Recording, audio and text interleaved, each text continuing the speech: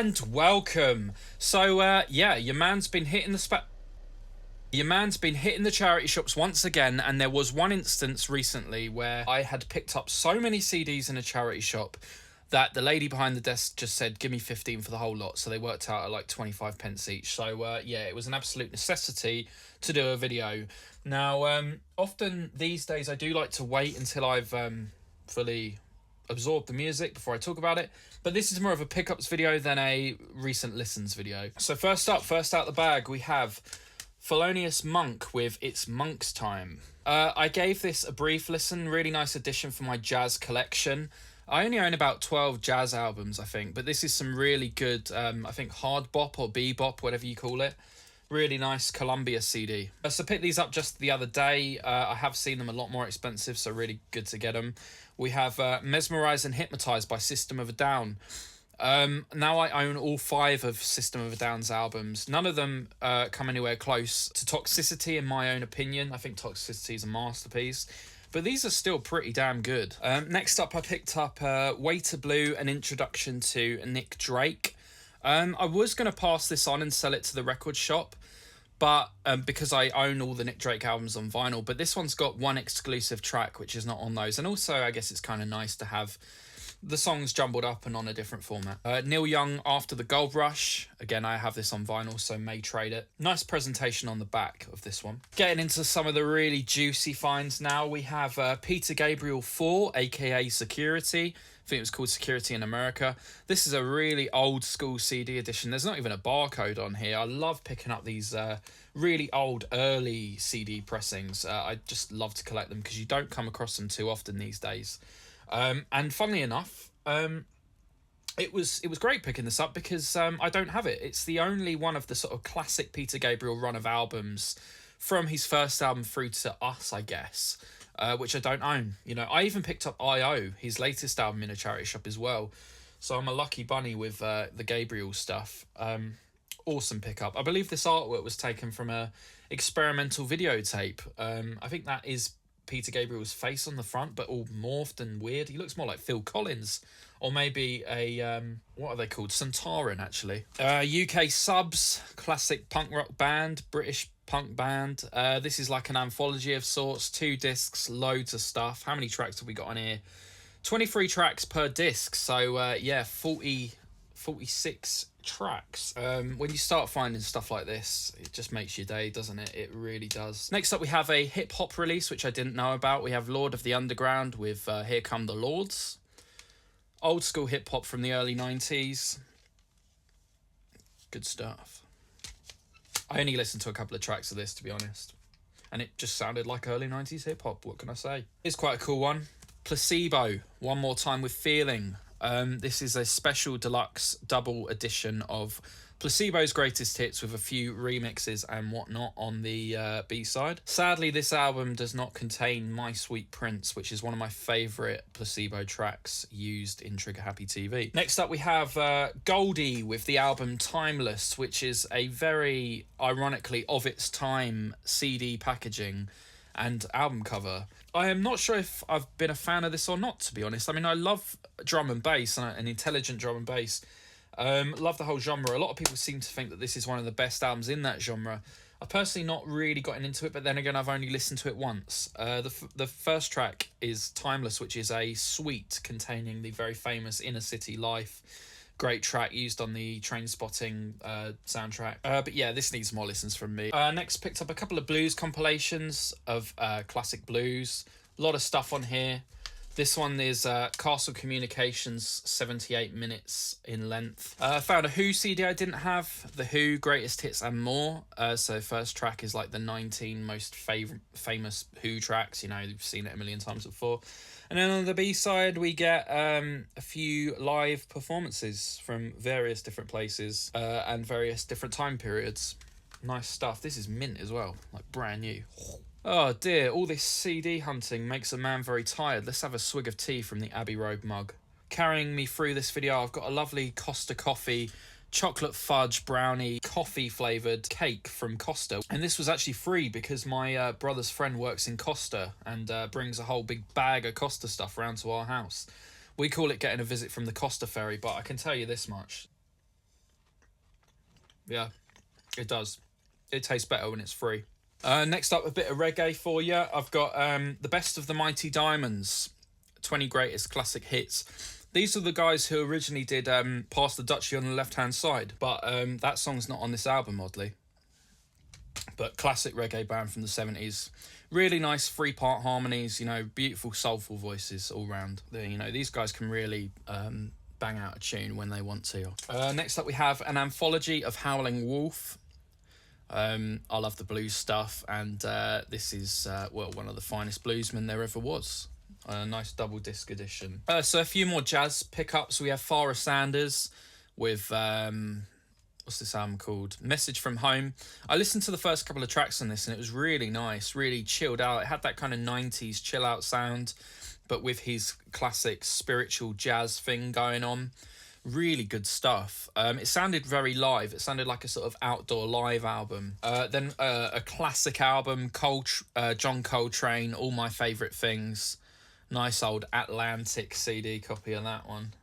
Lovely condition too. And we have an early CD pressing of Miles Davis with Kind of Blue, one of the most famous jazz albums of all time. Well, the famous jazz album of all time. That's a really early CBS version of it.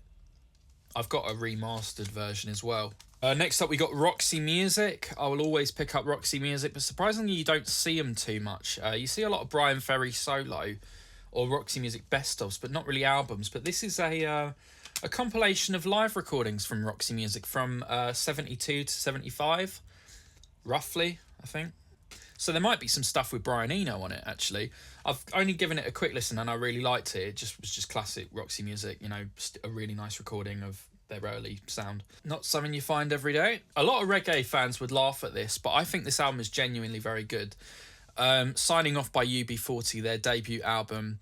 This album cover reminds me of Captain Beefheart, Strictly Personal, a little bit. And it's, of course, the Dole Forum when they're all signing on the Dole for the Jado. And it's them, coming off the Dole and becoming a big band. This debut record from them is really good. It's one of my mum's favourite albums of all time. She plays it in the car a lot. I think she really appreciates this album because it's before they kind of blew up and went really mainstream and, did Kingston Town and all that stuff. But this is a really, really good chill out reggae dub album. Genuinely very good. And also their second album, which I'm guessing is just similar to the first one, but not quite as classic. Speaking about reggae, we have another one which is far more of a classic, I would say. We have Max Romeo and the Upsetters with War in a Babylon. Absolute classic reggae album. This is in the top 10 reggae albums of all time, according to Rate Your Music, and it's brilliant. My friend Matt is obsessed with Lee Scratch Perry, so he gets me into a lot of this stuff. But when I found this, I was over the moon to get it. There's the track on there, I Chase the Devil, which was sampled by The Prodigy for Out of Space. Classic tune, and the original sample version is classic as well. So that's a top drawer charity shop find. Absolute top reggae dub album. I'd also really like to get Super Ape, which came out the same year by the Upsetters. That's one of the finest dub albums ever made. Next up we have Kenya and Tanzania, Witchcraft and Ritual Music. This is like old field recordings. I don't know when it was recorded, but it was originally released in 1975. And this is the kind of stuff which is great for sampling. Really nice old field recordings, sort of very tribal, old school kind of stuff. One of my favourite albums of all time, Play by Moby, was created from sampling this kind of stuff. And also just really beautiful to listen to as well. But you can take loops and all kinds of things from this and incorporate them into your music. Next up we have Tricky with, what's this album called? Maxim Quay, I don't know how the hell you pronounce that. I see this album everywhere. This is thought of as one of the best trip-hop albums of all time. But I see it in charity shops a lot, but it's always trashed. And I finally found a minty copy with Martina Topley-Bird providing vocals on there. Next up we have a bit of Mick Jagger, 80s Mick Jagger, for better or for worse. Primitive Cool, not sure how good this album is, it's from 1987, so Might be okay. Cool, we're flying through these today. Next up we have Joni Mitchell with Hydra. Or Hydra. I don't know how the hell you say that. Classic album from Joni Mitchell. I've also got Blue. You see Joni quite a bit in charity shops still. The greatest hits of the Ohio Players. Some really nice tracks on here, such as Sweet Sticky Thing and Roller Coaster. The Small Faces with greatest hits from them. Toy Soldier is a genius tune. And I also really like Organs Not Gone Flake. We have Dreamland by Robert Miles. Thought of as one of the finest trance albums ever produced. It is a really nice album to listen to. Although every single song is kind of like following in the footsteps of Children. You know, Children's the finest tune on here, probably. But all the other tracks use the exact same identical sonic palette. That being said, it's a relaxing listen. This is another one which I only ever found in trashed condition until recently, when I got it in a British Heart Foundation for £2. Next one is quite a good one for me. We have John Hassell with Power Spot. This is a classic 1980s Daniel Lanois, Brian Eno production. I've heard many records like it, but didn't know about this one specifically. There's a far more famous John Hassell album that he did with Eno, which I'll put up on screen. Can't remember the name of it. He has a very unique trumpet sound when processed through Brian Eno's treatments. Don't know if it's something you necessarily want to listen to, but certainly a unique sound, and this is quite a good record. I only listened to bits of it, but pretty good. Weird unique sound, you know. Next one I was very excited about because this is something that I've been looking for anyway. This is X-Ray Specs with Let's Submerge, the anthology of X-Ray Specs. Basically everything that X-Ray Specs ever did in the original incarnation of it in the late 70s. Pretty obsessed with them at the moment, and Polystyrene, and the whole history of it. She saw an early Sex Pistols gig on Hastings Pier and decided to form X-Ray Specs. And they did some of the finest punk rock, you know, out there, really. You know, Oh Bondage Up Yours, I'm a Cliche, Artificial, Germ-Free Adolescence. I was looking at the album Germ-Free Adolescence in my local record shop recently, and they had an original for £50, but I couldn't quite bring myself to buy it. But then I just found this. This next one's pretty exciting. Robert Johnson, The Complete Collection, Everything the Guy Ever Made. Robert Johnson is, of course, one of the most mysterious and strange figures in all of music. You know, he's like the original 27 Club member. Decades before the others. Some people think he was possessed by the devil and that kind of stuff. And these recordings are very beautiful, but very, very ropey and old. I mean, they were recorded in the 30s, of course. But this is great stuff. Next up, we have a couple of albums by Crime and the City Solution, who were very similar to Nick Cave and the Bad Seeds, but not anywhere near as good. Not anywhere near as acclaimed, and they didn't go on to become huge the way that Nick Cave and the Bad Seeds did. But they had that kind of psychedelic gothic, 80s kind of blues sound. I got a couple of records by them. They're okay. I'm not sure if I'll sell them on or not, really. Next up, I picked up Sci-Fi Lullabies by Suede. I didn't even know this compilation existed, but I'm hoping I'll like it because it covers the 3 albums, which I enjoy the most, the first 3 Suede albums. It's basically all the B-sides from those albums. I'd never even thought about Suede B-sides, so I'll be interested to give this a go. Next up, we have the Psychedelic Furs with All of This and Nothing. This record doesn't seem to be on Spotify, but it's the album that's got Pretty in Pink on it, and I think it might be their first album. Next up, we have another one which I really wanted. We have Louder Than Bombs by The Smiths. Huge compilation there, 24 tracks. I recently picked up The World Won't Listen, one of the other Smiths compilations, and wanted to pick this one up as well. So finally I did. Never found any Smiths in a charity shop before, surprisingly. But picked that up in a second. As soon as I saw that, I was like, grab it. Next up we have Third by Portishead. Really cool artwork on this one. Are we ever going to see another Portishead album again? I mean, it's been so many years since even this one, you know. I think this was like 2008. And also at the time, it seemed like all CDs were coming out in these Pro jewel cases, whatever they were called. Super Deluxe jewel cases, are they? Super Jewel Box. They were kind of nice, a little bit nicer than normal jewel cases. Next up we have Public Enemy with their greatest hits, or rather greatest misses. See what they did there? Very clever album title. On Def Jam Recordings and Columbia.